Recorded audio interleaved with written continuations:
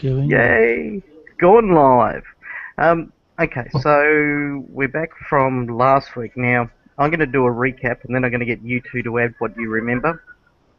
Because I had a look at my page of notes and because of the couple of errors that I made to the plot that I was taking, my notes are a bit skewy and there's notes everywhere and I'm not sure what I covered and what I didn't. So, I'm going to state that you guys met Pig, Pig, who's that's Craig's character, who currently isn't here. Tony, your character's name was the Wolf. That's right, the Wolf. Major Armand Smith. That's right, Major Armand. Yep, the Wolf, and I'm going to say the Smiling Monk, but I'm sure you've got another name there, James. What is it? It was Lee Tsin. Lee Tsin. Righto. Also known as the Smiling Monk. You all met in a bar, which is a really, really tacky beginning, which I sat down and I looked at myself and I went, oh my god, you didn't do the worst. And the worst thing about this is the first game of Lords of Gossamer and Shadow that overran, they met in a bar. So I'm really gonna have to work on that start. But you met up, an enforcer wandered in, basically gave you all the hard look over, apart from Lee Tsin, who he mistook for being the lead enforcer in this particular part of the city. You're in the city. I had written that name down somewhere. You're in the city of Brayfell, which is a city on an ex-prison planet in the Gensky Imperium, a sort of huge sci-fi futuristic type place where aliens are commonplace. So the idea that Bruce's character, Dash, the little pony, essentially, doesn't really look that terribly out of place, and it generally follows around chasing after Pig. So you met up there once the enforcer found out that you were with the monk, or had met the monk for the first time. He offered to show you a murder that he had come across, which is why he was giving everybody the once-over. You went down into the sewers to find that the murder was actually that of a Dwimmer Lake. Now, for those of you that don't know, who may be watching or watch later on, Dwimmer Lake is one of the big bads of the Grand Stair in the Lords of Gossamer and Shadow series. This Dwimmer Lake in particular was missing an arm, which had been cauterized at some stage, but it wasn't the cause of his death.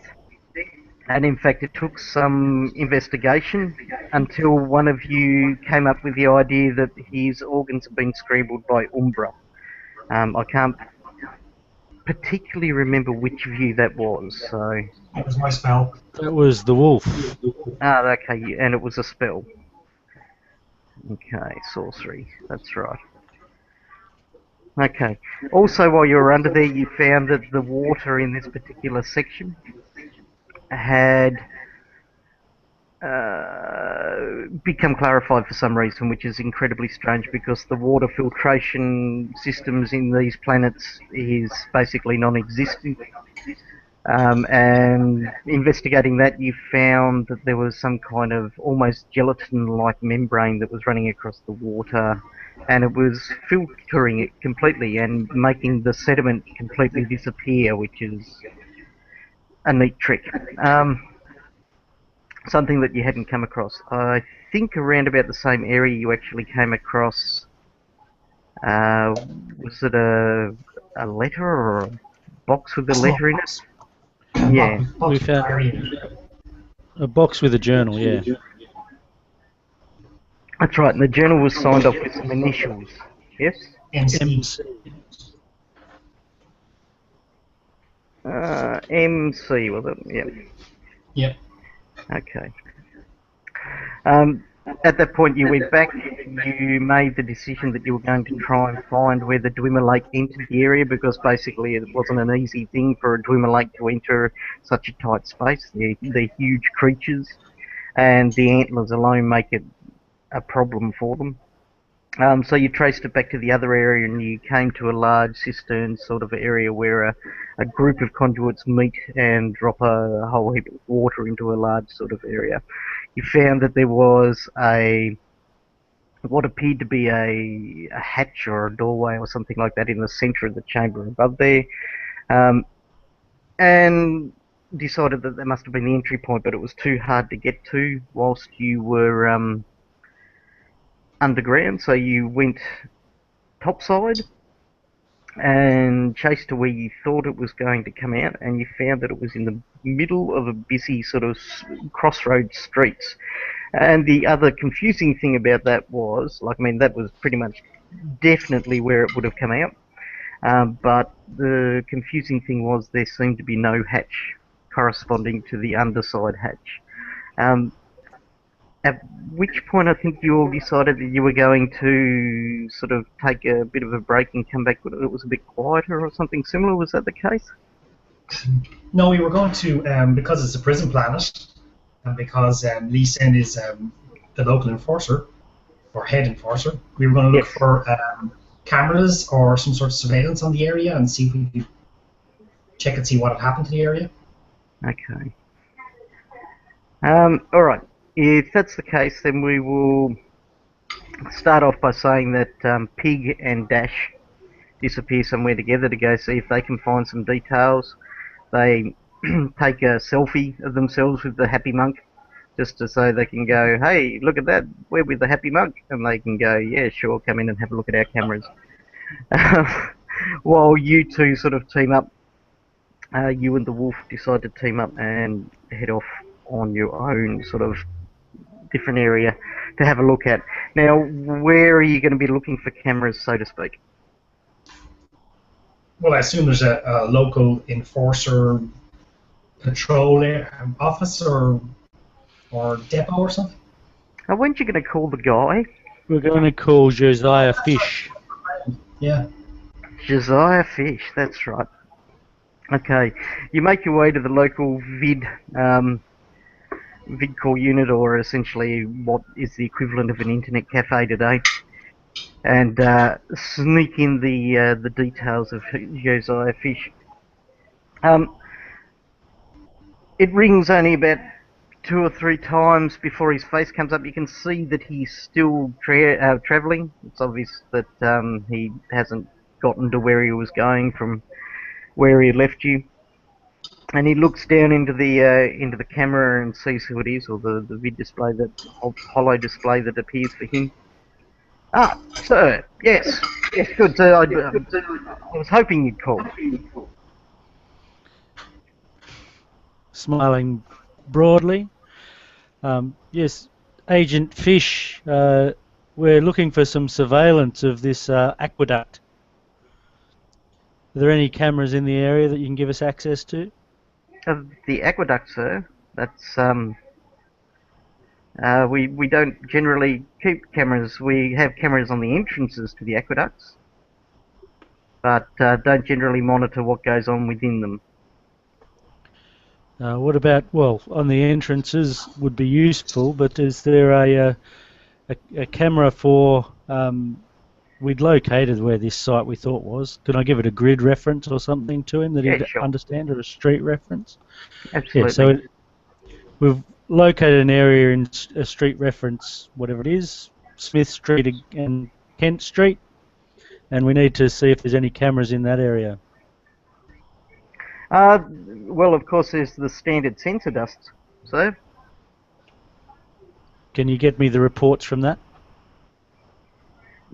Absolutely. How soon do you need them? What time frame are we looking at?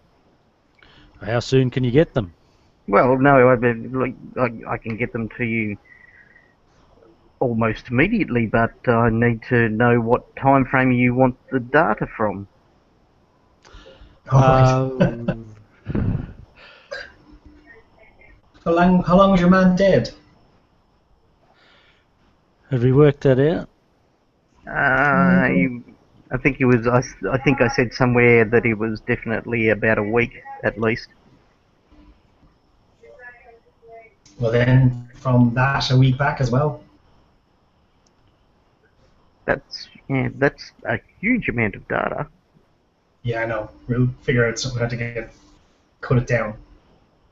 And I can say for certain, sir, that we won't have anything of the aqueduct itself. We will only have the sensor dust from the area directly above it, if that's acceptable.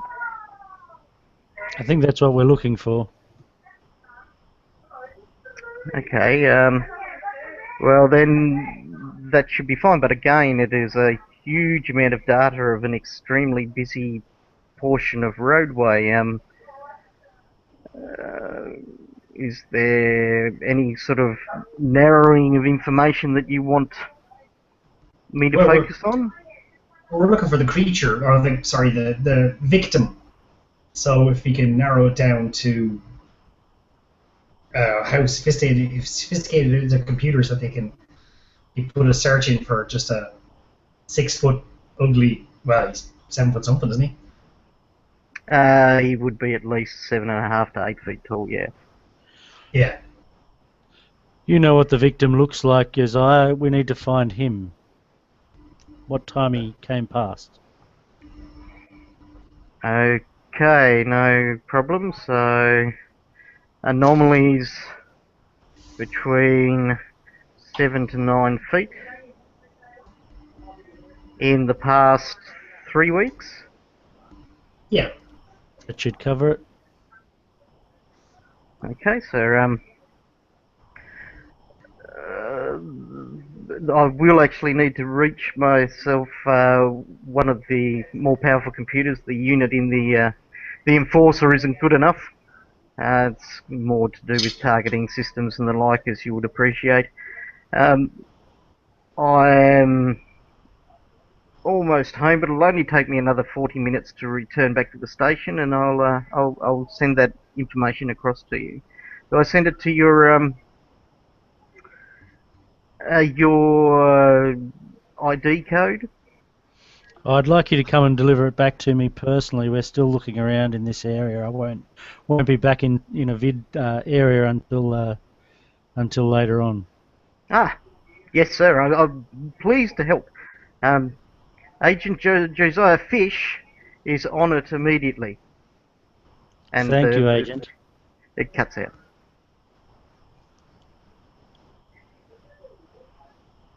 Hey, so anything you're going to do in the next hour and a half? I want where we check the area for where we believe that gate should have come up or a door should have come up, and see if it has been altered or we're just mistaken.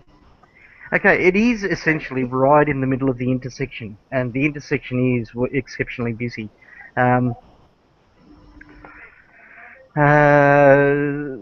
But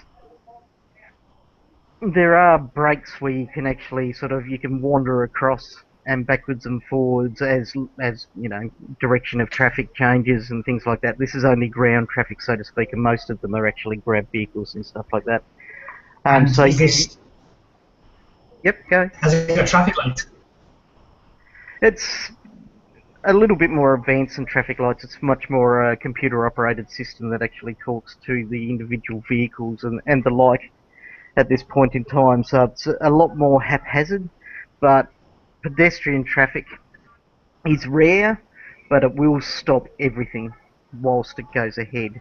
But you only have 20-second passes to get across the intersection before it starts up again.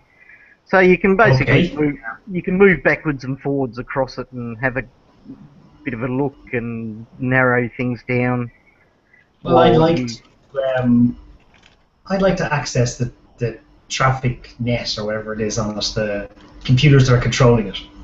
Since I'm a warder that's there, I can get past any password, surely, right? Ooh, sneaky. Okay.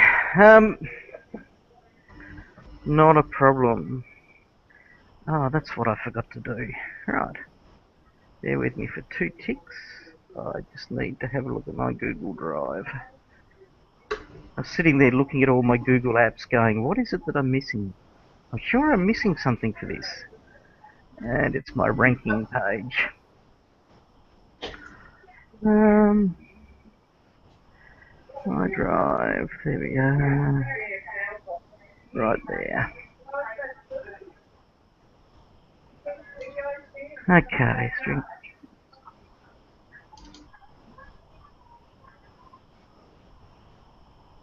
Okay, Tony. Oh, very nice. It's not necessarily the Warden of the Stair. In fact, I'm going to run this one off Warfare. Basically, as you combat the system, so to speak, the to and fro and the different strategies that are involved. You do manage to break open the lock that allows you access to the equipment that you need with your Warden of the Stair, but you then sort of start working on the terminal to try and get the information you are strategically trying to work through, which firewalls and that sort of material. What are you looking for in it? I'm looking to. Well, does it have a history of closures, road closures? Yes, none in the past 3 weeks. Okay, well then I just want to close the traffic down.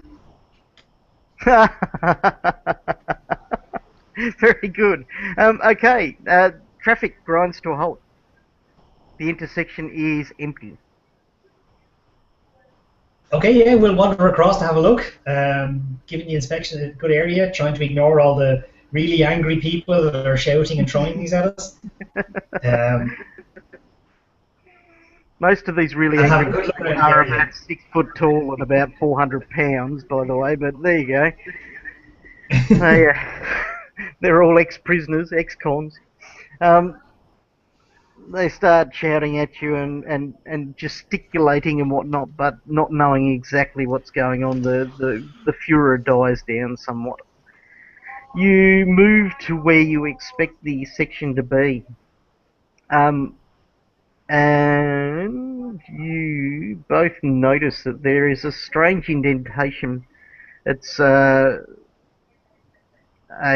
is it called? It's like a bowl in the center of the road, or the ferrocrete, or whatever they make their roads of out of in this particular area. And you also see that the bowl is actually has other small indentations, as if some kind of little supporting mechanism or something like that gripped into the ferrocrete itself, in 4 different places around the bowl section. Right. Well, I might just place my hand down into this bowl and use my fracture cantrip just to break open the road surface. Ooh, nice. Okay, you reach down in it, placing your hand down. You let go the word for fracture, which is Fatisco. yay! I knew you'd have it. Fatisco, and you hear the cracking of the ferrocrete, and you see beneath it what appeared to be the hatch that sat on the top of it, but it's not so much a hatch as you can see that the ferrocrete portion here is actually something that's melded together as if by high energy.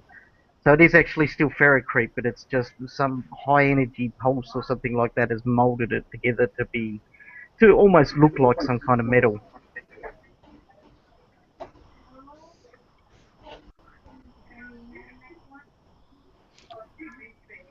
What do you make of that, Wolf? Well, somebody's obviously trying to cover their tracks. Well, before we get tarred and feathered, I think we should let the traffic go. I've made a ruddy great pothole. It needs to be fixed. Well, they're all floating air cars. They'll be all right. They're horror vehicles. They'll never know the difference.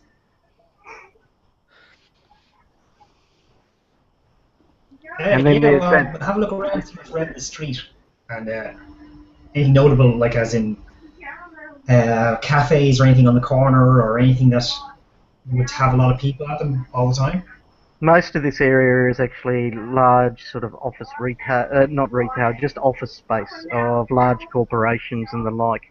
The only thing that's really out of place is there's a building, like, I mean, these are all towering skyscrapers. This is almost in the centre of this particular portion of the city. The only thing that looks really out of place is there's an old building that must have been part of the prison itself.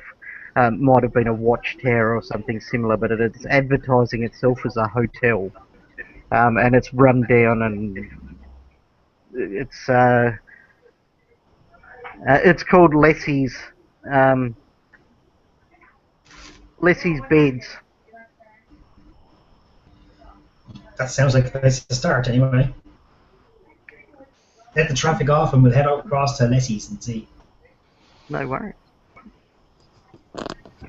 You allow the traffic back. There's quite a bit of swearing and fingers in the air and rubbish thrown in your general direction as they go past.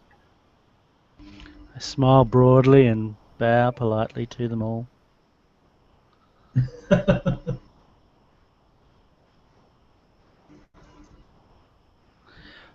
Of Off course, we none go of the to rubbish Leslie's. hits you, smiling Jack. It all seems to wash towards Wolf for some reason, as if little spirits protect you. Thank you. Yes, such is the beauty of such a high, good stuff. Or bad stuff like I have. You see kids waving out the window at the monk and then going like this at you.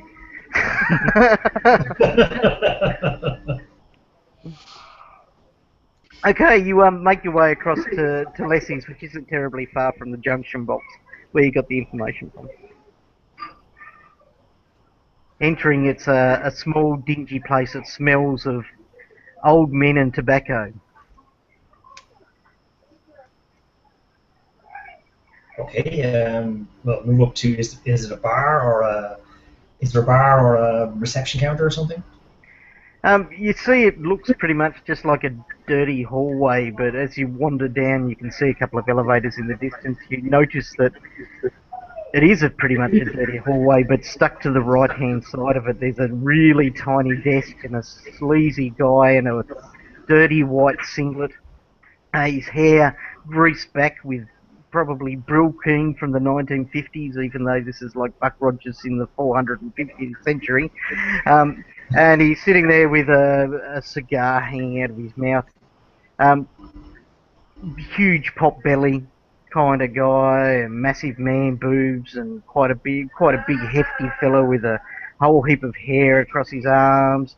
Some kind of scaly skin disease across his face. And he looks up at Jenny. How you going? What do you want? Looking for room? Could I have a glass of water, please, sir? Oh, I'm not drinking it in here. He looks down at the little fridge that seems to be working 10 to the dozen that he's got beside his desk. He cracks it open, and he goes, "Oh, who stuck that in there?" And he pulls out a bottle of clear plastic water, and then he goes, "Holy crap! And a clean glass." He cracks it open, pours the water in it, and hands it up to you. He seems quite taken aback by that. Yeah, well, what do you want? Sir.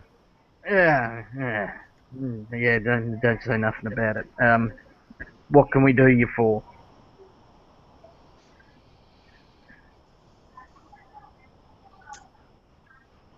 Well, Has there been any roadworks or anything out the front recently?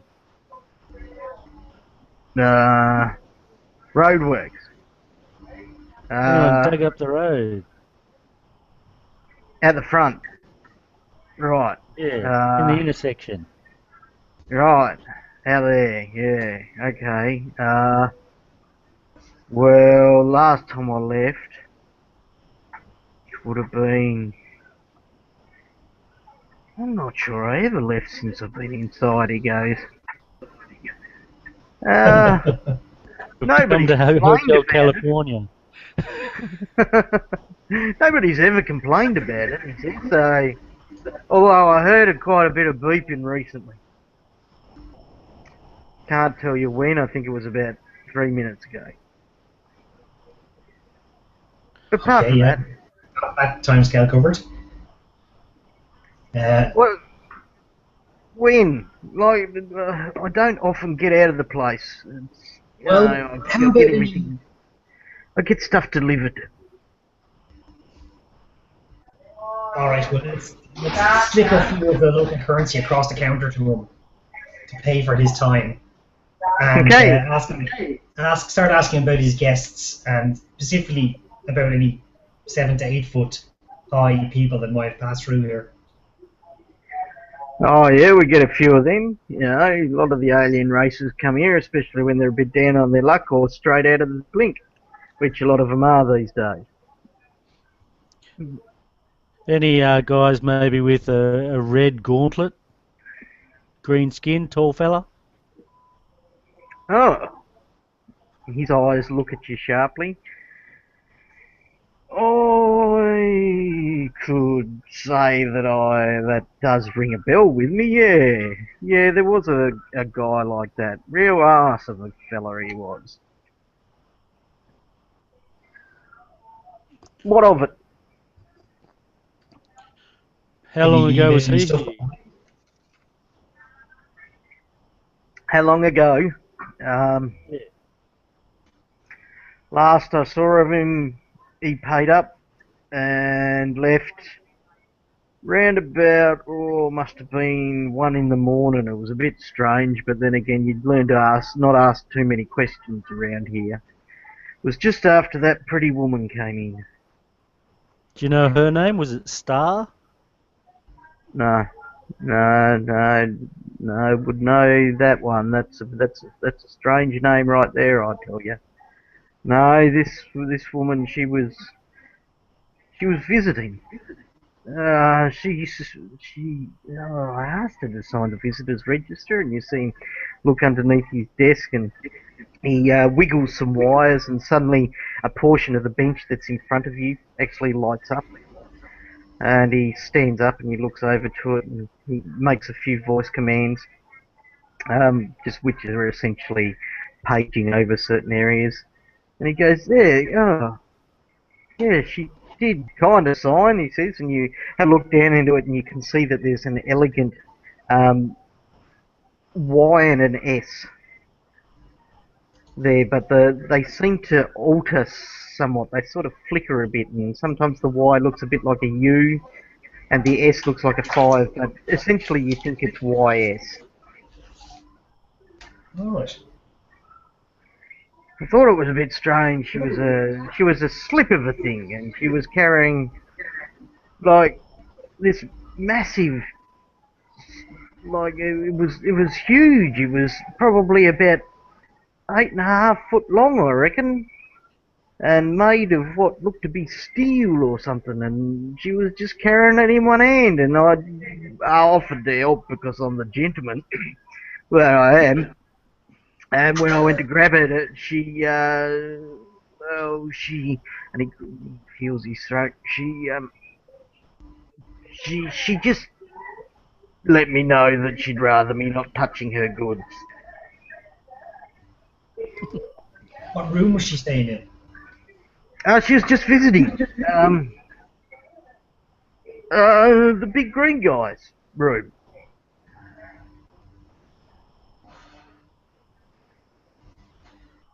Okay, can they see his room? Hang on. He calls up something else. You see the display with the guest book disappears, and he brings up something else which appears to be a register. Um, and he has a bit of a look at it. He goes, "Oh, yeah, you're in luck." He frowns again. Doesn't look like anybody's been in there since they left, or he left. Don't ever recall her leaving. Sure, So when he she says, I suppose. when this girl, she brought this item in, did she? Yeah. Big steel case sort of thing. It was probably about, about 35 centimetres deep and about 40 centimetres wide and about 8.5 foot long. And was she by herself when she came in? Um, um, so he looks up into the sky and his eyes sort of roll over and go a little bit faint for a moment. He goes, it's hard to say. They were like, oh, I felt like that there were other people there, but I'm going over my memory banks here. He says, and no, I can't see them. It's just like I felt like that there were. You know the feeling? Like you And feel I'm like you're starting. being watched, and you Hmm. feel like there's someone there, but there's not. Hmm. It's You should kind of perhaps get creepy. out. You should perhaps get outside more. Yeah, well, last time I went outside, I got beaten down for a pack of cigarettes. Like, I think I'd just rather get stuff delivered and get paid. I've got my own unit out back, and pretty much KFC delivers here. It's great.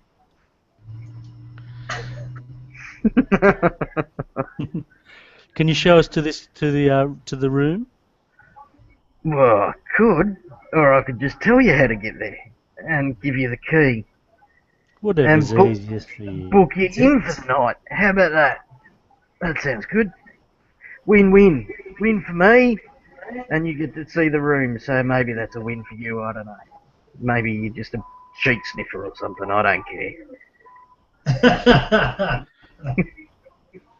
No worries. Let us in. Yeah, okay. Let's see the colour of your creds, mate. Reaches over and grabs the mag key.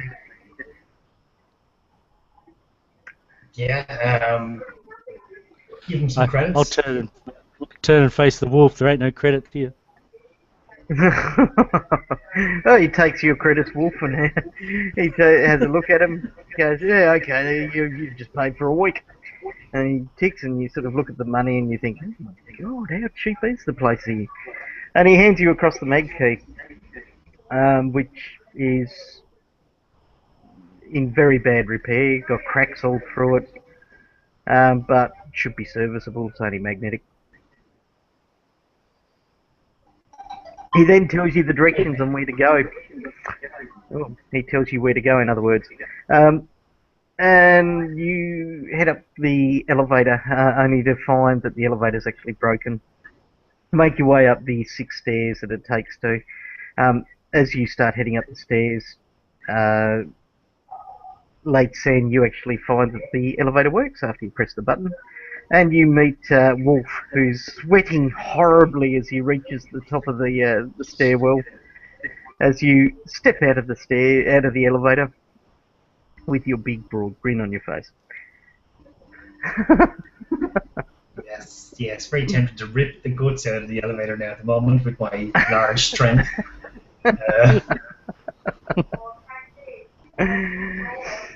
The room in question actually faces onto the intersection itself. You find it quite quickly and easily. The numbers still kind of half there, which is good, but the dirty markings, or the clean markings of where the numbers used to be, which of the portions that aren't, are still in place, so you can tell which one you're looking for. You try the mag key about 3 times. After the 3rd time, it actually opens. The little green light comes on, and the portal opens up. You hear the hiss of air and get the smell of stale air as my entire family just is filing out of the house at the moment. I think they must be going and chasing the eclipse or something like that, but yeah, weird. They're all waving at me as they go past. The portal opens up and you hear the hiss of air and you feel it expel onto you, so these rooms are actually airtight. Luckily you don't smell the smell of a rotting body or anything like that. And walk into a very dingy, small room. The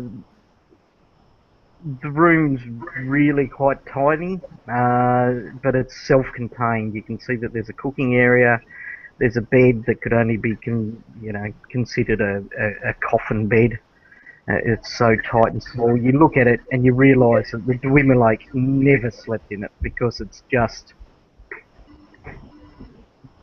it's just way too small for him. And you can see that the front window is shattered.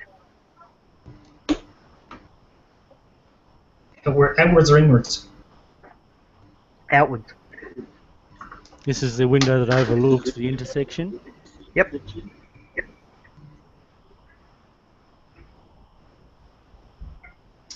All right, so we reckon Star might have been trying to capture this guy, and he ran. Okay. She killed him. This is just bizarre. Sorry, my family are going crazy. It's the blood moon. Well, apparently so. They wandered back in again, then they wandered back out again, all with hoodies on like penguins, and then they just ran back in again. I have no idea what's going on. Right, sorry, so, what was the question, or the point that you were coming up with? Well, I was saying to Lee more than anything else that I reckon Star might have been trying to capture this guy, and he ran. Is the window shattered big enough for this guy to get through? No, not by any stretch of the imagination. As you go over, as you go over and you have a look at the shattered window, you see that there's a large sort of it's not really glass. It's kind of a what's that stuff called? God. Plexiglass? We'll go with that. That's not what I'm trying to think of, but it's similar to that, and it's shattered down. There's some shards there that, had it been glass, they could have been quite violent. But you can see that portions of this shatter, as you get closer, actually look like that they were cut rather than shattered, and it just looks like it's shattered as it hits the ground. And as you swing open the blinds itself, you can see that it's actually cut into a diamond shape, and there appears to be actually some metal braces behind the curtains themselves that likely held some kind of device over the hole in the window. Some sort of energy device that's melted the road, perhaps. Okay, Certainly do a search of the place anyway. What are you looking for? Well, signs of a struggle, signs of anything. If your man stayed here for any length of time, or Star stayed here for any length of time, there might be rubbish or anything there. Okay. There is quite a bit of food and food products, disposable food products and stuff like that, all through the rubbish and material like that. As you're going around the area, let me go have a look at my sheet. And let's have a look at that. And we've got definitely not James. Oh, but Tony, no worries. Tony, you sitting there watching James gently meditate or sway or smile broadly out the window and wave at passing children. You get the feeling that there's something not quite right near the bed, and you sort of go over to it, and you notice that the panels above the bed are loose and out of place. Reaching up and having a look into the roof cavity itself, you actually see an 8.5 foot steel case, about half foot deep, 40 centimetres wide. Case has been wedged up into the roof cavity. Okay, pull it down. Okay, you're the big strong guy too, aren't you? Well, no, we're all strong in our own way, are we? So to speak, yes. As long as you're sort of Paragon, you're able to handle it, but it's a bit unwieldy. You... Oh, okay. No, you're incredibly weak. James helps you lift it down. James lifts it down with one finger and places it carefully on the ground. While you sort of struggle with its unwieldy weight. You could handle it, of course, but you needed a bit of extra time, and he saw you struggling, so he came over to help out. And as you pull it down, you see that there is sort of some kind of foam interior. It's like foam. And it obviously once housed the brace that's still hanging over the window. And it also housed some kind of long device that looks like some kind of weapon, perhaps.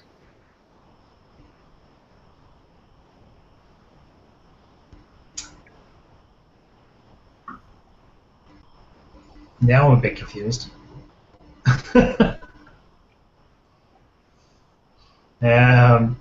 Okay, well, any markings on this thing that you can tell us who produced it? Okay, you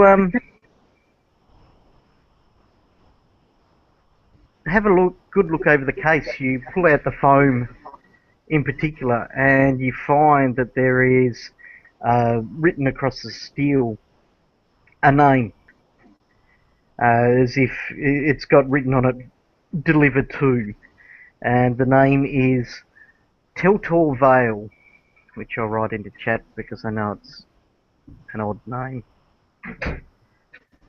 Teltor Vale.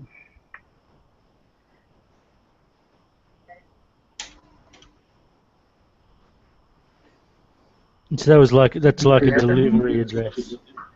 Yeah, it's like this case has been manufactured more than likely to custom requirements, and it's been delivered to this fella. Like, I mean, if you've ever come across custom work sort of thing, Yeah. the manual handlers will generally just write on it, "This is for whatever," in a place where it's not going to be seen. I don't suppose with my high warfare I'd recognize the manufacturer anyway? By the work on the case and everything?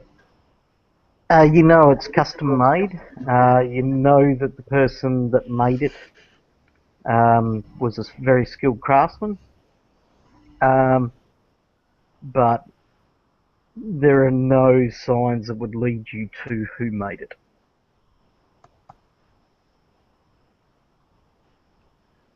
Okay. There's no ammunition or anything in the box, or No. In fact, there's nothing but the foam and the box now. In fact, the lid of the box is strangely missing. All right. Okay. All right. Anything else in the room? Can we search around? No. There are some used cigarette butts. My God, they were smokers. Inside as well. Appalling. It's okay to smoke if you're a lord or lady of the Grand Stair. It's not likely to kill you. Any what kids about all the watching, passives? don't smoke. Or drink.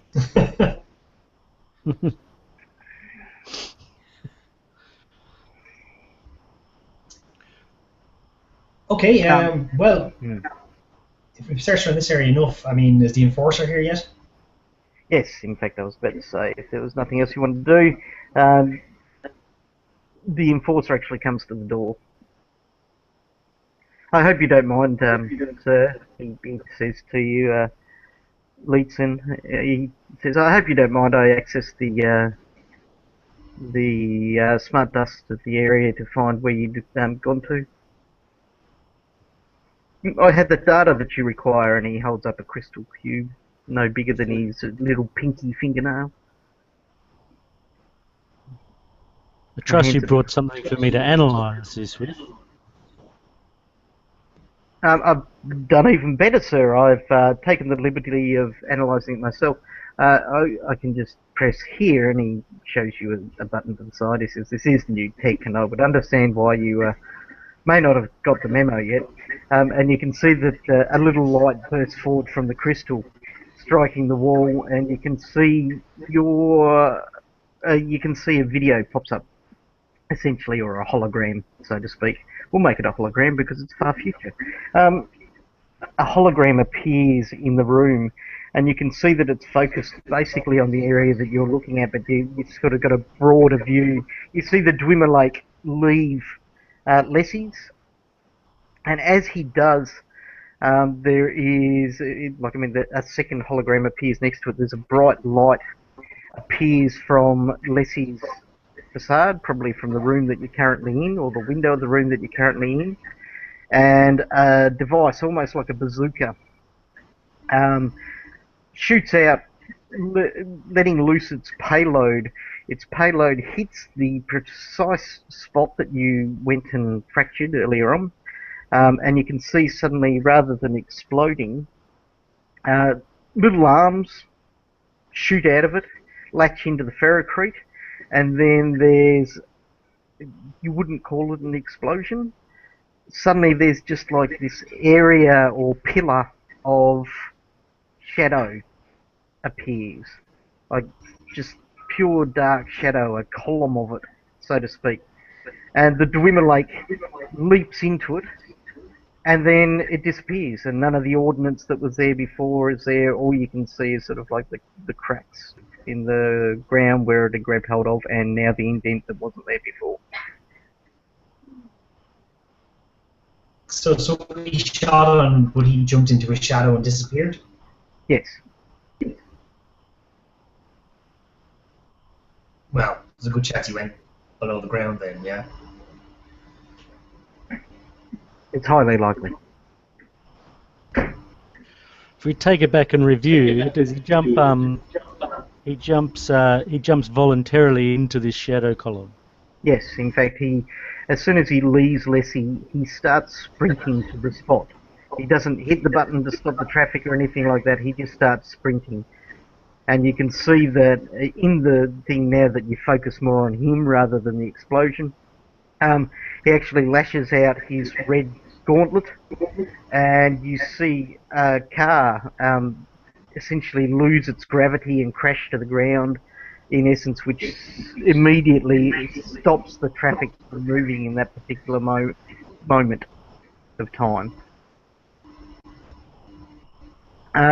Josiah tells you that little more than sort of 10 seconds after this occurs, the gravity re-engages in that vehicle and the traffic continues. So it's a side effect of his magic or whatever he's doing.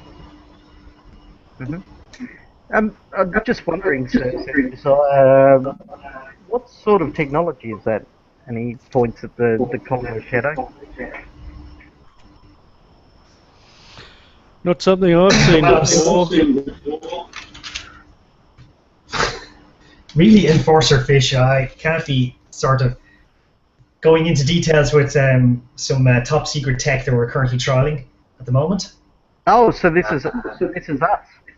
And he frowns. Well, we think this man might have robbed that stuff.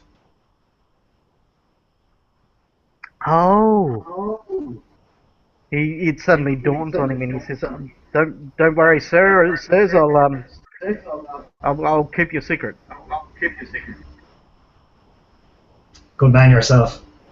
So you're on some kind of special mission here to recover the lost tech. And he looks down at the case. Yes, essentially we are. From your perusals of all the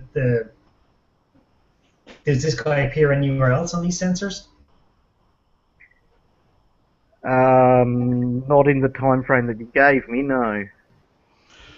What about this case? Was there any vision of this case being brought in?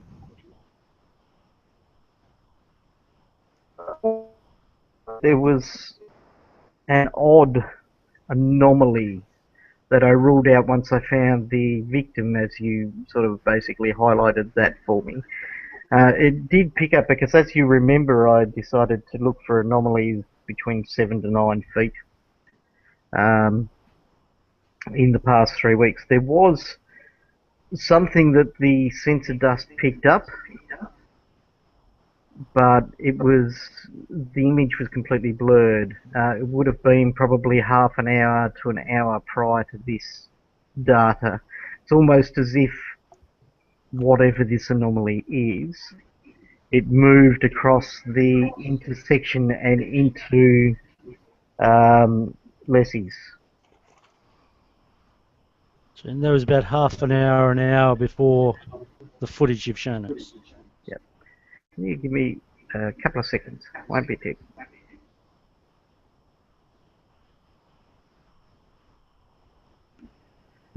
Boy was going to bed, needed a kiss goodnight.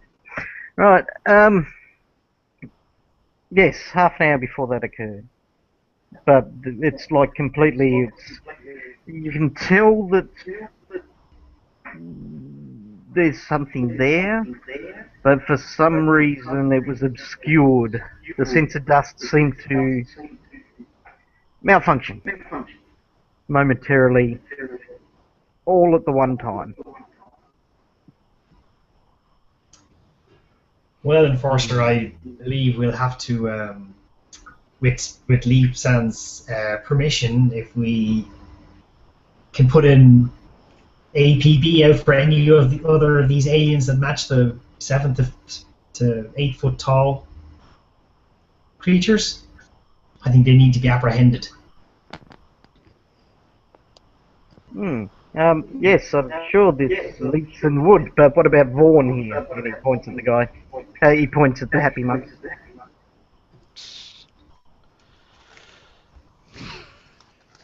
Well, this is a matter of most secrecy still. I'm not sure we're ready to blow the lid on whatever cartel's been involved. Sure, perhaps you could bring me in on this, sir. I'm sure I would be valuable to your investigations. What's your clearance level, Agent? Did I say that my name was Agent Josiah Fish? Well, perhaps Enforcer, wasn't it? Perhaps Constable would probably be better. Oh my God, he's nobody. But I'm eager and I'm full of innovation, sir. Constable, I'm sure you've been patrolling this region to the best of your ability for some time, and I'm pleased that you're here protecting this community. Have you seen anyone meeting this description? And I'll describe what Bina has told me about Star, the best-looking woman he's ever seen.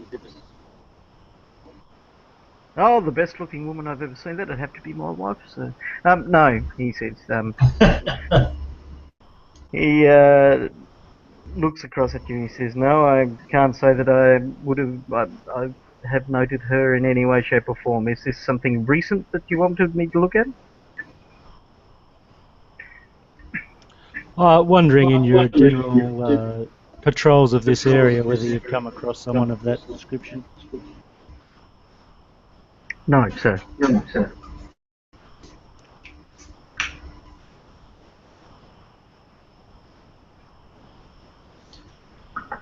Well, I think you could send the constable, soon to be sergeant, possibly, at the start going through sensor dust while we go off and do something else. Hey, Craig. Hey, dudes. Hey. Yeah, I don't know how this is going to work. I didn't even think about the whole daylight savings concept, where you guys put your put yourselves an hour forward. Yes, it bears discussion. We can sort of deal with that somewhere else. I'm trying to get my head around it as well, but we'll sort something out one way or another. Yeah, I mean, I definitely can't do anything because, and I don't even get home till 6. Yeah. I kind of realised that that'd be the case, so I'm trying to kind of come up with some kind of solution to that. But give me a week or so. I'm thinking of maybe splitting the group for a while there's daylight savings, and then bringing you back together and dovetailing in the long run, because I've got 2 or 3 of them that are East Coast, and 2 or 3 of you that are West Coast, and I can probably sort of run a session for the East Coasters, and then follow straight on for something with the West Coasters, and then bring the 2 tails together once the daylight savings problem is there. But I'm trying to work out how I'm going to do that at that point in time. This point in time. Okay. You happy to join in tonight? Yeah. I mean, you guys haven't got too far ahead or anything. I'll let you describe what's happened. Oh, well, yeah. We traced down the big bad guy, should I say, or victim, to a seedy hotel just above the area. And from sensor logs, we got that it looks like the woman's star was shooting at him with a very large weapon out of the window of a hotel which we're currently in. Okay. Well, what the I'm sure vision I got actually... a week ago. Yeah, the vision. Well, this is the body's over a week old, so the vision actually showed that this guy jumped into a column of shadow that was created by whatever the weapon was that was fired. Okay. Oh, sorry, did I miss that? Was the weapon creating the shadow, or him creating the shadow to get away from the weapon? No, the weapon created the shadow. All right, okay, I misunderstood that completely then. And so we're currently in his room, which is where the weapon was fired from. But there's no obvious weapon here, just the remains of the stand and things. And it was fired down into the intersection, which is directly above that underground dam or whatever it was that we found last week. Yep. Okay. And what did you find in the box that the weapon came in? We found the name, Teltor Vale. So it was a custom-made weapon. Oh, so that's the maker. So, well, the maker or the person who ordered it, we suspect. And it looks very strong that Star is working with this guy. She brought the weapon here.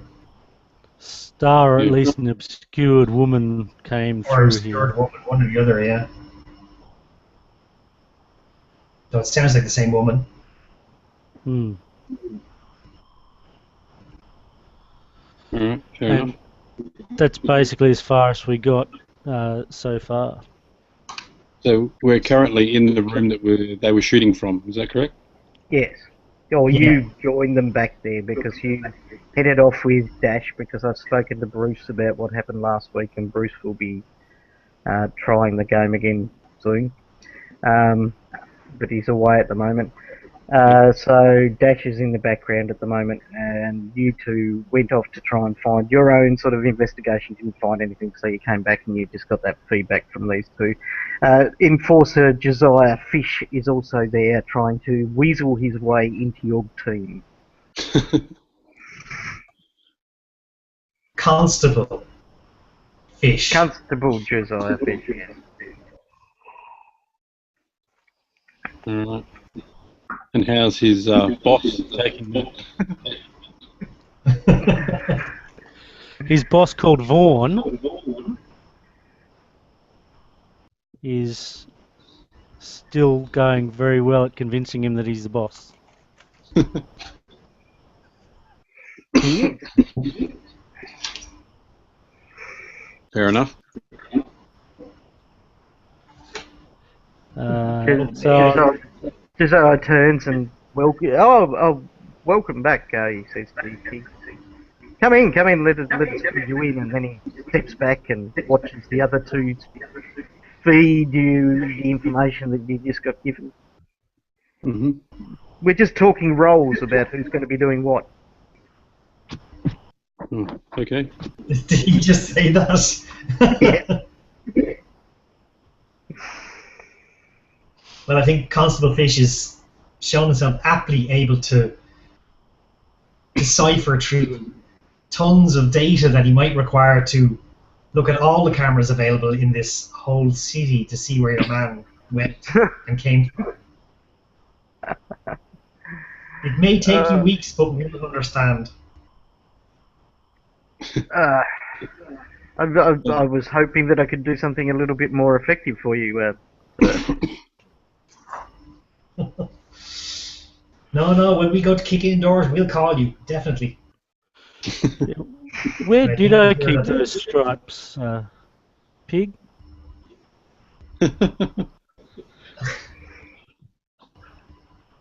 Okay. So yeah, Pig's a little confused as to actually what's really going on here at the moment. Very well, I'll leave you to it then, sirs. I'll just, in case you've lost it, you see him draw out another card from his top pocket, and he shakes your hand, Vaughan, firmly placing the card in between his hand and yours, and smiles and says, anything you need, sir, anything at all, any time of night, day, morning, sun, snow, solar flares, anything. Give me a call. I'm there for you. I'm sure I can help you crack this case. Thank you, Constable, and I think I'd like you to get back on patrol in this area, and in your spare time, maybe if you could review some of the footage and see whether there are any other mysterious breakdowns in the sensor logs, similar to the one that you mentioned earlier. Yes, sir. I was about to go on 3 weeks holiday, but I'll put that aside and start working on it for you right now, sir. Perfect, Constable. Those 3 weeks will be perfect time to help us out. Excellent. I'll get straight on it. Across the city, you say? And he turns and looks at you, Wolf.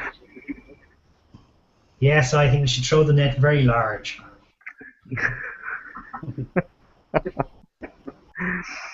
And he leaves a little bit dejected, but slightly buoyed at the same time. So that'll keep him out of our hair. What's the real plan? I think we go via the stair looking for this Telor Vale, isn't it? This is Teltor Vale. Teltor Vale and Star, presumably. So what are the names we've got so far? We've got initials MC on the box from last week.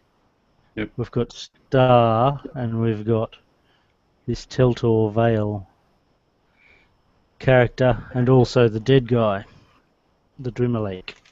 The Red Hand. Yeah.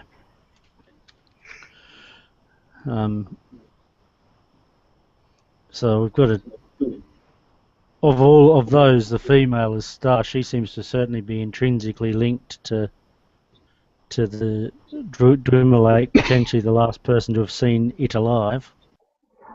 What were the initials in the visitor book, James? YS. Yes. We assume that's her that signed it, so. Sorry, I missed that. Star came in with the weapon and signed into the register down below YS or Y5, we're not too sure. Okay. When she came in to visit. So presumably that's the alias that runs under here. Must be.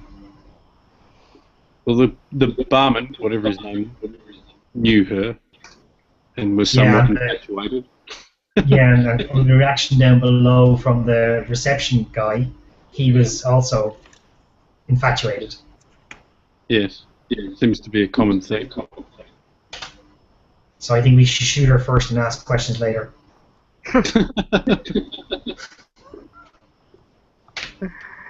If we Oh, can. dear. She was carrying the box that you couldn't get out of the roof. Yes, only because I didn't want to rip the place apart. Any care and attention there, please. So the current plan is to go for a wander on the stair, is it? Well, I assume Telor Vale is not of this world. We'll do a search here first and see, but I honestly have no idea. It's obviously a name I've never heard before, so it could be an arms dealer that's native to some Gossamer world, for all I know. yeah. Is there a phone directory for the Gossamer world, I suppose? We've Worldwide just sent away the phone directory. Yes, it comes in a little black book with the words "Don't panic" on the front of it. Oh, yes, of course.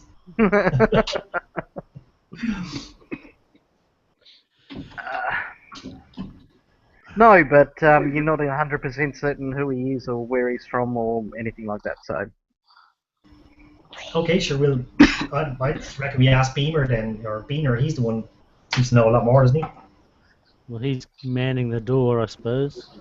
Yeah, well, you could ask him whether he knows Tell to Avail, and failing that, we can try and find a weaponsmith on the stair using Warden of the Stair power.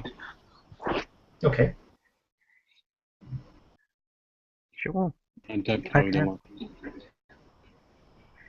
So And, that's where we're heading to. Yeah. Yep. Okay, you make your way back around to the bar and find Bina beginning to field a new set of customers that are beginning to filter back into the bar after the good constable chased everybody away. Fair enough. Bina gives you all a big smile. Yeah, so order some drinks, sit down at the bar to him.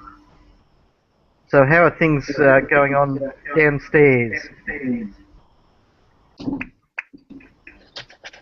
Well, it looks like your little girlfriend Star might be involved. Ah, Star. Glance off into the corner of his bar and seems lost for a moment. Involved with Dwimmerlake? That doesn't sound like her. No, but it sounds like they're connected in some way. Have you ever heard of a guy called Telor Vale?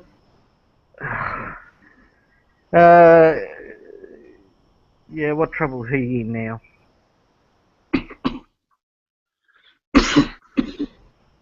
Nothing that I know of, but we'd just like to have a word with him. Okay. See if he can shed any light on it. I can organise that, but I'm going to need a reason. He doesn't generally come around unless he's going to make some money. Just a quick reality check. There was a weapon. Do we know what happened to the weapon? It's gone. Star. Somebody took it anyway. The stand was there for it and the case was there, that's all. Okay. Yeah. Well, we can tell him we're looking to buy some weapons. Okay. He generally moves them, though, not buys them or makes them. He's a fixer of sorts. The old Shadowrun fixer. Low-level mafia type. Works out of the Soldor district. Here on this world? Yes. Yeah. Turn on. Staring. Alright, okay. Even easier then.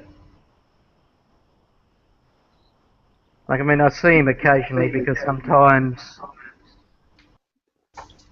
my special visitors request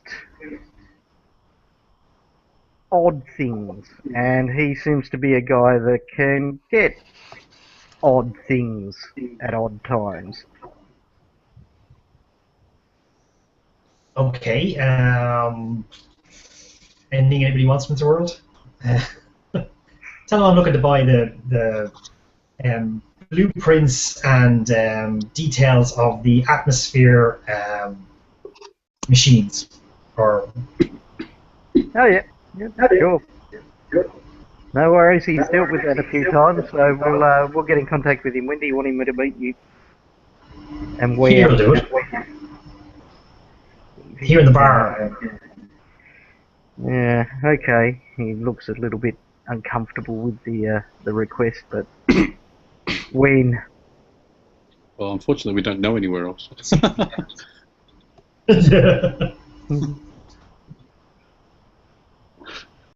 Yes, that's fine. I realise that. Well, we could make it more uncomfortable and meet in that room. Yes. Except I think you might not do enough. Okay. When do you want to see him?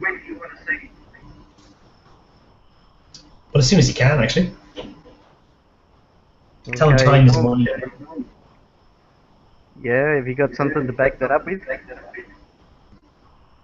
I can find something, I'm sure. Do I have time to go and rob a bank? Does he expect any form of any particular type of payment? I got 1.7 kilos of chocolate. Essentially, he will want hard credits. Like, I mean, he is a guy that essentially works with organised crime here. He doesn't move unless he sees some cash for it. Yep. All right.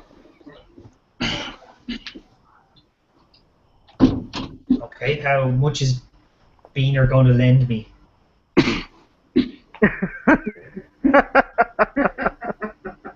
No, I missed that.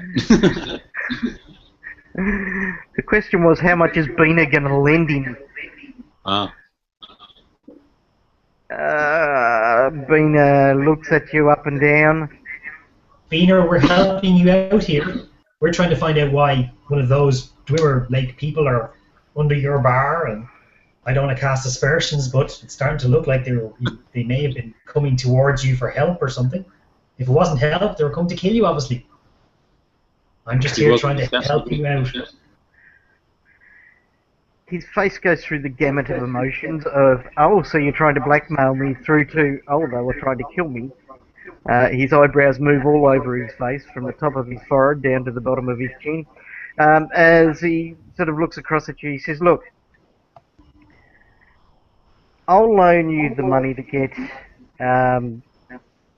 Tiltal Vale here, but you owe me. Okay, yeah. Right. I'm sure our head enforcer can help you out there. No, you owe me, not Constable Fish, not Enforcer Vaughan, or the pig. You owe me. All right then. Right. Where are we? Wolf O's.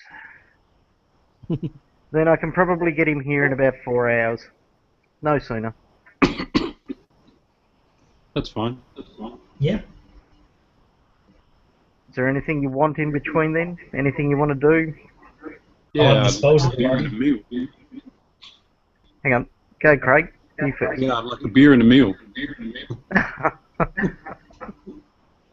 Oh, God. He rolls his eyes and he says, look, whatever you want is on him, and he points at Wolf. Here, hold on now. For the next few hours. Excellent. The big bad wolf is paying the pig's bill.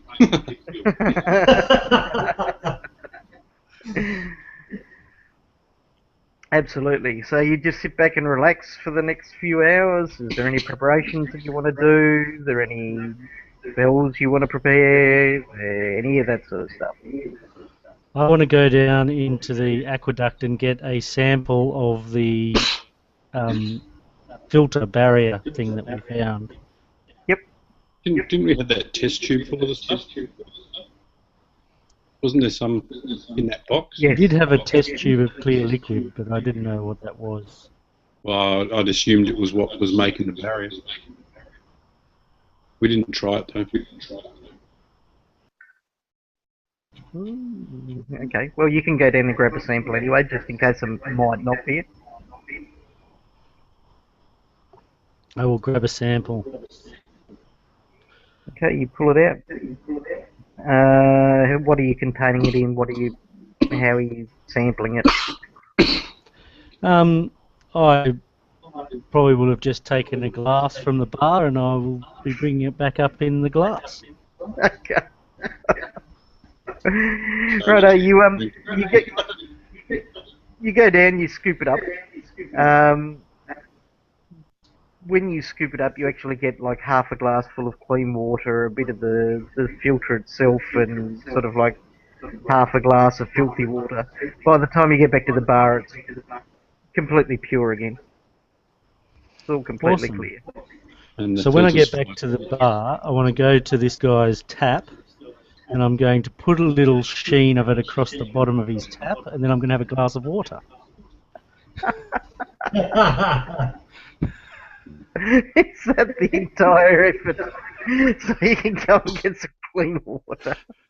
Clean water is the Oh, source no. of all life. Okay.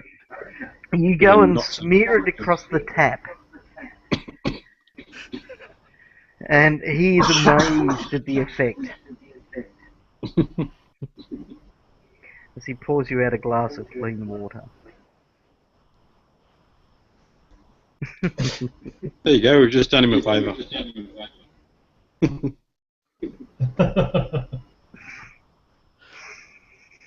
Anything else going to be done? I'm not too sure. I never really went into it, but do I have any weapons? Arm Essentially, myself? you can arm yourself pretty much with the stuff of the local area, but it won't necessarily work on the stair. And Yeah, that's vice fine. versa. Yeah, I'm just thinking of this world. Yep, no worries. And Bina can get you some local weapons. What are you chasing? What do you want? Just a heavy pistol of some sort, and I'll just set for a sword. No worries. The sword's a bit odder, but you see that Bina actually has a selection for you to choose from, and he measures you up from it. He tells you that any of these blades will work across the stair. And seeing you owe me, I don't mind handing you one over. Yes, you've got to protect your investment, Spinner. Absolutely. Looks you up and down. He says, "It looks like you need some assistance." Yeah, okay. Accept that with a gratitude. After a period of time, eating, getting yourselves well equipped or equipped with things, and drinking clean water from several glasses at the bar, everybody in the bar starts asking for water, which Bina gets reasonably pissed off about because it's such a novelty to actually see clean water that everybody starts asking for it. Start charging. Oh, he does, eventually. He starts charging for clean water. In fact, he starts charging more than he does for the fine whiskey that's behind the bar, but that's okay. People seem to be wanting to pay. That's standard practice, isn't it? Yeah, it is. After that time, you see the door crack open, and Bina looks to you all, and then he sort of nods towards the door. You turn and you see a rat-faced kind of guy. He walks in. He's very well dressed, exceptionally well dressed, tailored suit, sort of modern suit sort of thing. It doesn't have like double breast or anything like that, but it's corporate wear of this day and age, and sort of like expensive material. So if you think Armani or something of today and project that several billion years into the future, it's kind of the same sort of thing, and you can tell that this guy just reeks money. But he has sort of like black hair that's tied back in a ponytail, and a look that's slightly Italian mixed with Asian to him. Brown skin, slightly slanted eyes, probably cosmetically affected in one way or another, and probably has had cosmetic surgery several times from the looks of him. He looks to Bina. Bina sort of nods back at your table, and he slides over. He has a briefcase or a satchel of some form, which marks him as rich because satchels, especially real leather satchels, are just not heard of on this planet. Gentlemen, and he looks at you, Pig, and aliens. How can I help? Have a seat. I already have. All right. Beaner told you what we were looking for? Yeah, you're after the plans of the atmospheric generators. Yeah. Have them on you? Yes, I do. Okay, sure. We'll take them off you. Just had a friend pass through here a while ago. Oh yeah. Looking at buying some weapons. Okay. I'm listening. Good-looking woman. Okay. What's your friend's name? I deal with many good-looking women daily. Well, she goes through different places, different names. I know her as Star. He frowns, looks around, says, "No, don't ring a bell." Yeah. Probably should have asked the barman what name she was using when she was here. I might just go over and ask now. Star, he goes. She always uses Star. That's what I thought he knew her as. What were the initials we saw? YS. Okay. Well, I give the barman YS. Any idea what that might mean? He looks at you and he goes, "There's a connection to Star, yeah. She wants it dead." That's that's the bitch that followed through after her. I don't know her real name. She just uses those initials wherever she goes, but she came through the stairs. She was looking for Star. And how long ago did she come through? Month? Okay. Okay, I'm using the wrong name then. Drop the initials to this guy, Teltor. Oh, you're a friend of Ilvana's. That's the name she's using here. Okay, yeah. Yes, we were trying to get in touch with her. I haven't heard from her since she took delivery. Is there a problem with the delivery? No, we're really happy with the delivery. In fact, we were talking about getting more of them. Well, that's reasonably hard. I'd need Ivana to give me the cause to the weapons.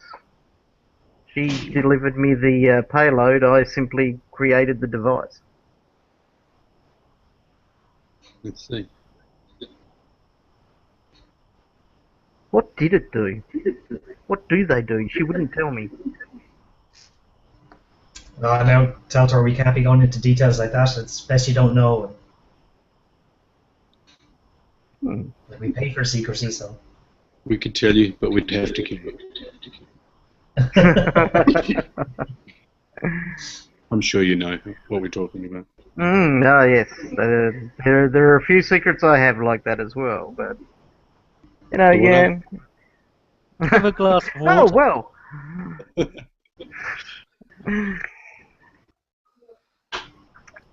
Yeah, so if you can get her to deliver me the payloads, I can come up with them again, agreed cost. No problem. Did she say anything about collecting the other stuff she ordered from you? No, she hasn't called for it yet. Is it ready? Most of it. Obviously, Well, we'd like to help out and maybe take delivery of it. And sort out what Well, our bill was.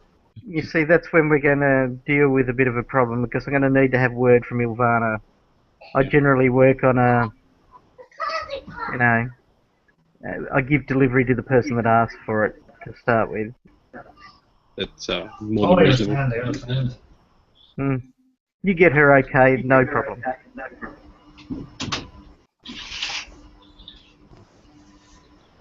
Okay, now lads, do we want to rip his arms off and make him talk? Just saying. When are you I'm saying about expecting it. to hear regarding the delivery?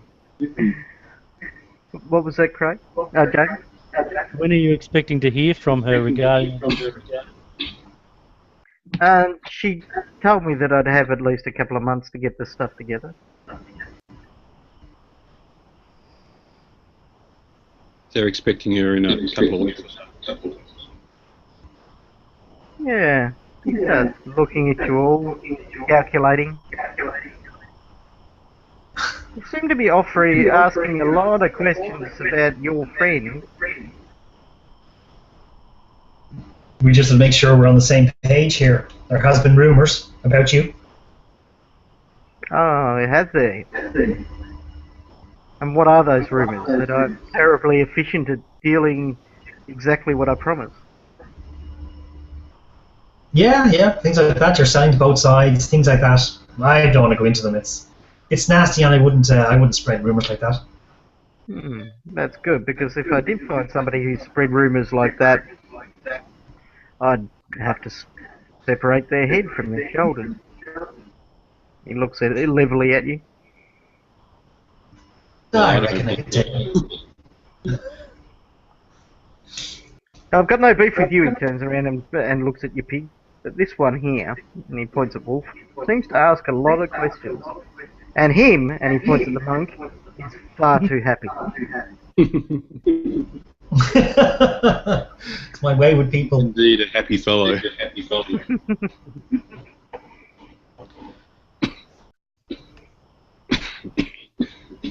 So, is there anything else, or will I just hand over the plans? Oh, you will take the plans anyway, yeah? He hands you across a data crystal like the one that you saw Constable Fish show you the holograms from before. Okay, bring them across the well-earned credits I've just put myself in the hawk for.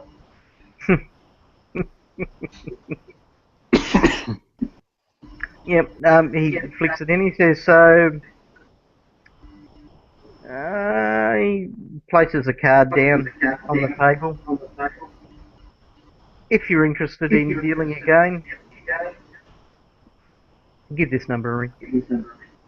Ask for me. I'm assuming this guy isn't Isn't? a Lord of Gossamer? No. Okay. Okay, do we want to take him in charge and pop him out back and find out what he really knows? I honestly don't know at this stage.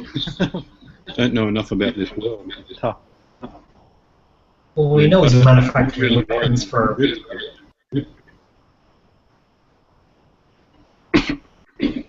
Well, he said enough for me to be highly suspicious that he's not really going to be on our side, so...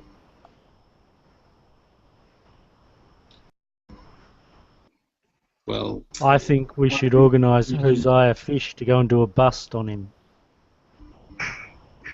it doesn't sound like that's the way this world works.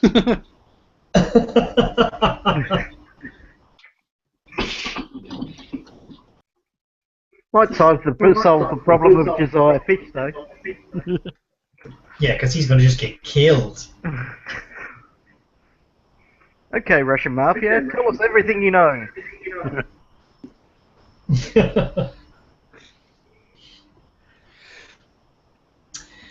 All right. If you want to say any more to this guy before we let him go, and I follow him.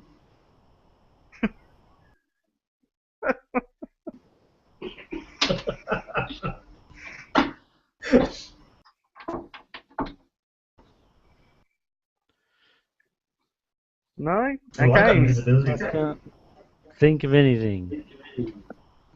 He Sorry, turns I'm and he walks. get a cable to recharge the laptop. No worries. He turns and he walks to the door. Okay, I'm going to slip at the back, cast invisibility on myself, and move after him.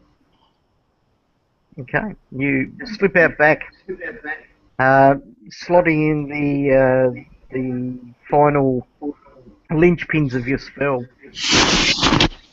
You see you fade from existence and move out onto the front street. You see Teltor moving towards a heavy black hover vehicle with a couple of reasonably large, hefty fellows that look like they've played space football for way too long.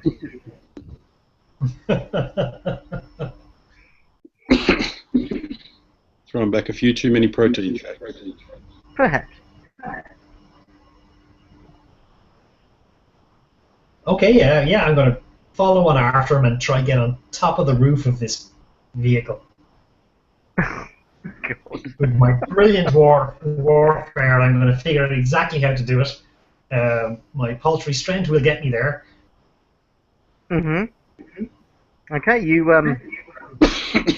do that, slipping up on top of the vehicle, cat-like, with your grace. You stand on top of the vehicle as you see Teltor enter it, and the two gorillas that are dressed in suits get in the vehicle itself with him at the same time, and the hover vehicle starts to rise up into the air. Okay, well, yeah, I'll go with it, sit down on it, or lie down on it, and keep going with him to find out where he's going to be going. What are the other two of you doing? Oh, I probably would have wandered to the door to see sort of what was happening. I'm not going to follow because it's too obvious to me. Well, you're not 100% certain where he's gone anyway because of the invisibility sort of effect. I was more watching. Trevor. Okay, yep, right. I And Happy assumed- Monk? I'm Lee T, enjoying a glass of water? enjoying a glass of water presently. Okay. You see the vehicle rise up into the air, the grab vehicle taking up to probably about 200 metres, and then swings off into the traffic. Imagine I'm sorry, I'm going to bring some pain into the world at the moment. As I ask you to imagine one of the prequels of the Star Wars series, where he hops onto into Coruscant as they start heading off into the darkness, chasing after the bounty hunter. Except you're up in the high sort of sky, clinging for dear life upon the top of this limo, so to speak. It travels Okay, yeah. through. I'm going to try and get it crashed. You're going to do what? I'm going to try crash it. Okay, how are you going to do that? Well, there must be some way I can fuck up the mechanism. Either by shooting the engine block or... Okay, well, If you're not subtle, they're going to know something. But I'm invisible, so I'm going to crash the vehicle, hope it takes them out, and leave with Teller or leave with his information and kill him. He's a low-level mafia, I don't care. What? What if it kills him? Well, there's a risk to have to take. I go to his nice satchel and hope he has a mobile phone. Got to break eggs to make an omelette. Yeah.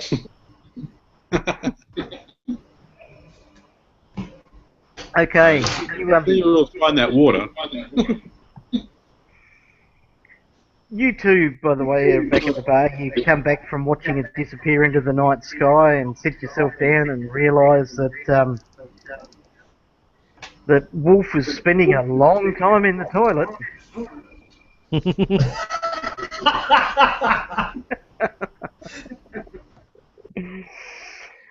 You sit there and wait for him, and but eventually head out back, and you find that Wolf's nowhere to be found.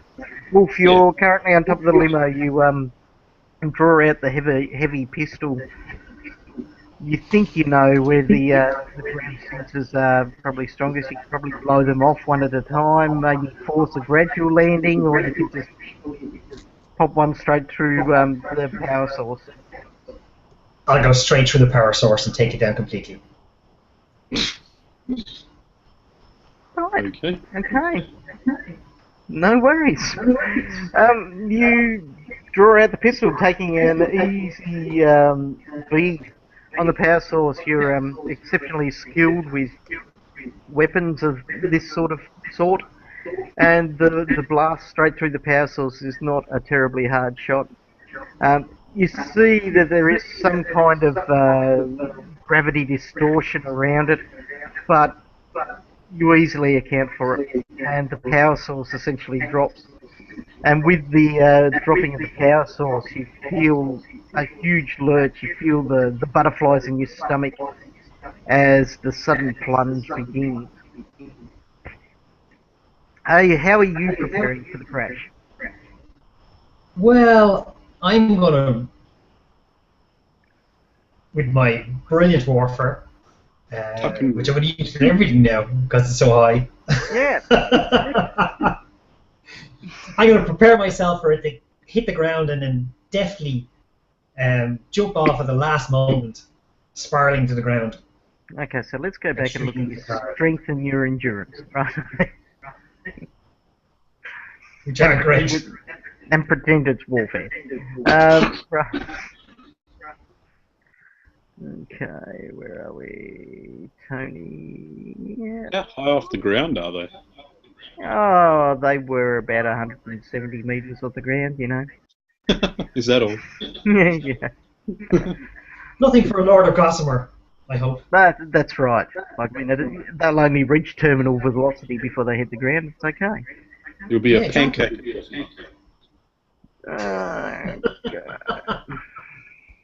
You don't have a spell that can assist you in any way, shape, or form on the plunge? And for the life of me, I can't find where I wrote them down. Weren't you just going with pretty much the basic spells in the book? Yeah, it was. It's just basic spells in the book. I had a couple of bold spells, and did I write them down here somewhere? I think you had a couple of invis and a couple of basic attack. I remember that. Yeah, I had a. Oh, you know what I had? You have a flight? I had the physical ward. Physical The material ward on my coat. material ward. That'll help.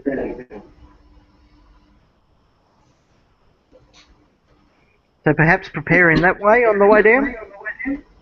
No, I've got 11 spells now left on my arm, hung on my arm. Righto. No worries. It comes down rather quickly. In fact, quicker than you would imagine. Probably around about what would we say? Less than about 3 seconds, as you can see the ground swallowing up towards the limousine itself. there's a huge smash, and you feel your legs buckle out underneath you, and you're completely and utterly winded and thrown from the crash zone itself. You hear a loud sort of hissing sound, so to speak. And as you manage to drag yourself back up off the ground, grazes and wounds across your body, but still okay, no broken bones. Hopefully none of it will scar. You are a Lord of Gossamer, of course it won't scar. It's all good. You look over at the vehicle and see that it's shattered into tiny pieces, but what is still a portion of the vehicle itself seems to be filled with some kind of foam. Oh, bollocks, the air brakes or airbags. There's got to be some sort of safety. Yeah, I know, but I was hoping. As you start to move over it, you can start to see the foam beginning to crumble, and this large fist push through it of one of the gorillas as he begins to break through. Just punch back through. Okay. Any chance I'm still invisible? What's your endurance? Endurance is 10 points, ranked 4. You're ranked 4. You flicker a few times as you wander across, but you get your concentration back in check. The pain's not too much to have driven the invisibility away from you. Fuck it, we've gone this far. Let's do the lightning bolt and kill the gorilla. You do know with rank strength you can probably just kill him with your hand. Sorry? With rank strength you can just punch him and kill him. Oh, if that's the case, then I'll do that. I didn't, wasn't too sure my strength is so low. Well, no. Normal humans aren't ranked. Ranked is like... Oh, right, okay, yeah. Alright, I'm missing it. In fact, I'm Superman. Without flying, obviously. Kinda. But yes, you wander over and you just grab him by the neck if you want and snap his neck as a twig as he begins to break through from this impact-resistant foam, which is essentially what it is. You see a pistol pushed out of the foam in your general direction, and you hear the retort of the bullet going off, but you easily move out of the way. Whoever's firing it is blind. You grab him by the wrist and snap the bones in his arm. There's a gurgle of pain, and you hear from inside the voice of Teltor. Look, whatever you want, we'll give it to you. Just leave us alone. You don't know who you're fucking with.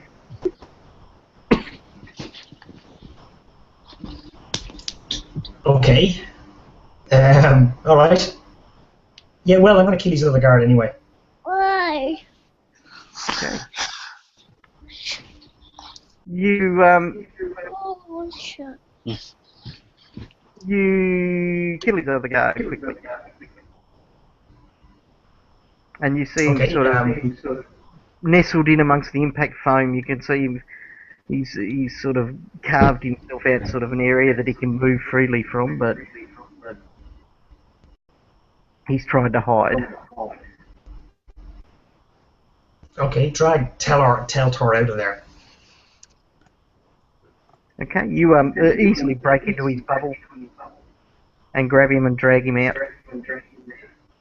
He looks completely wide-eyed with fear as he hangs in the air, essentially completely elevated with no sign of attacker. What do you want? Who are you?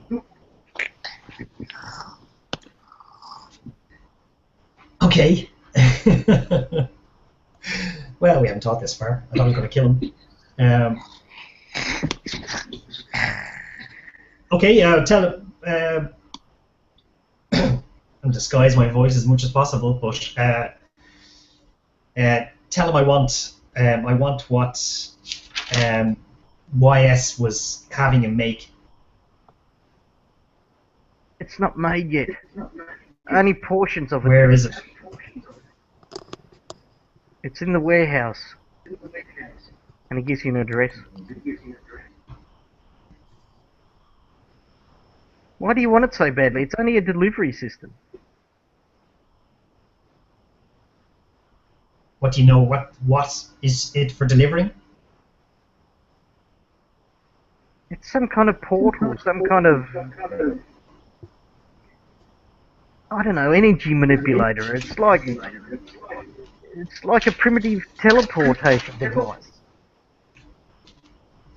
Specs aren't entirely clear, and we can't make it do what it's meant to do without her involvement, but it's backwards tech. What do you want with it?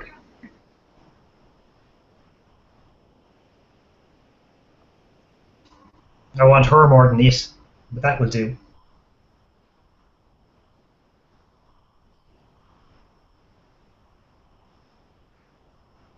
I don't give up sources. Well, let's start by. I hate torture. It's just so nasty. Out of game here, what psychically, what can you do in this game?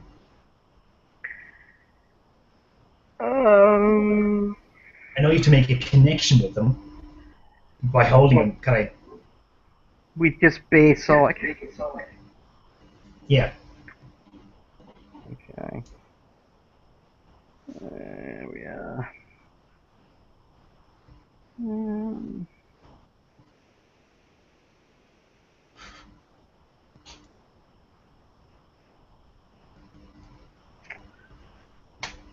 Okay, so it can be used for some or all of the following.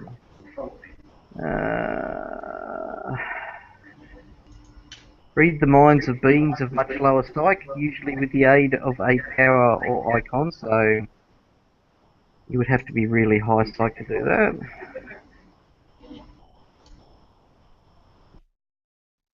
Sorry about that. Second,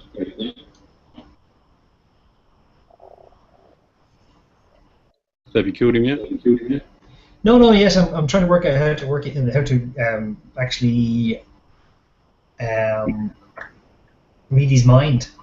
You could probably just rip the information out, but it's not going to be good for him.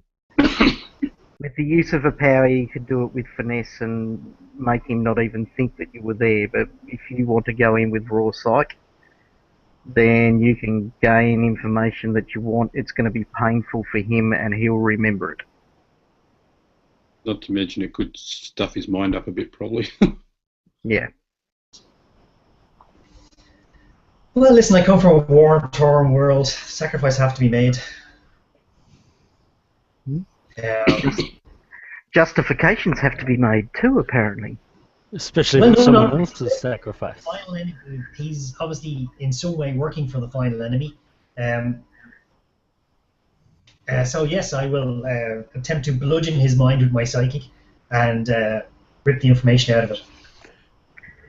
Okay, psyche. You're quite good at psych. Okay, you delve into it, forcing him to think of YS, and you get an image. In fact, I'll be able to show that image to you. Once I find it again, it won't be a tick.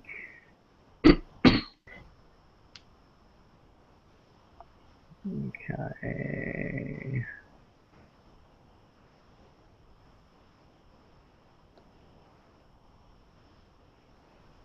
Whilst my internet ticks over and the little mice run as hard as they possibly can. Need a bigger wheel. I do need a big wheel, apparently. Need a big stick to beat the mice with.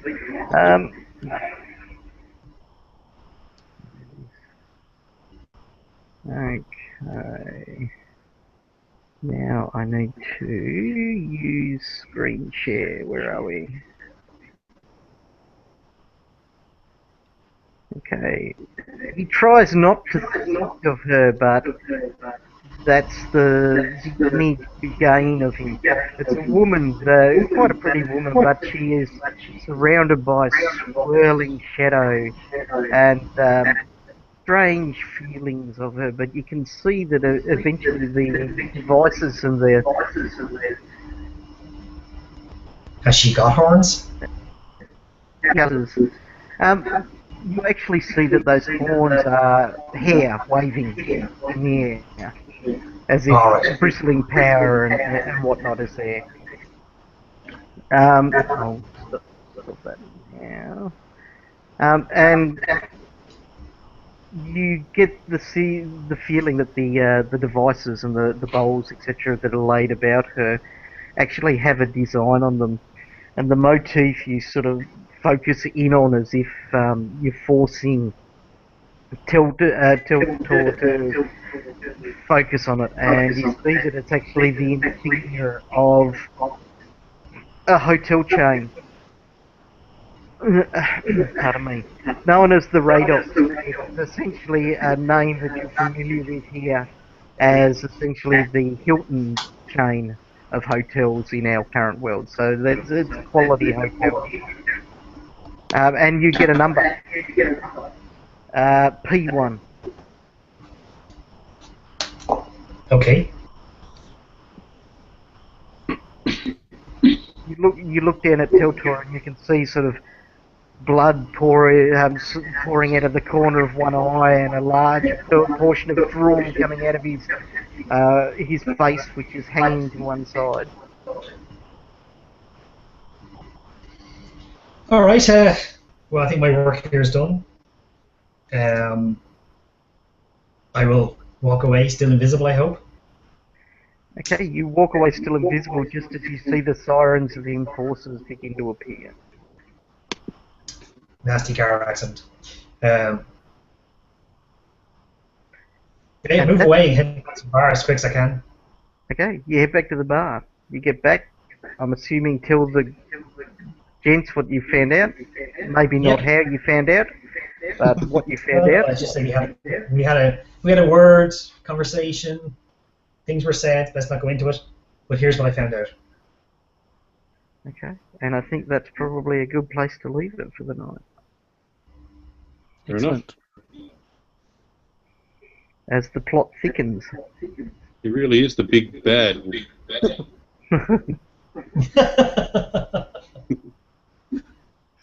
As long as he's at peace with himself. I love the justification, you know, oh, I come from a war-torn world, so let's make this a war-torn world. Well, he's a nasty little arms dealer. What do I need? Yeah. So what I plan to do, I'll stop the broadcast now.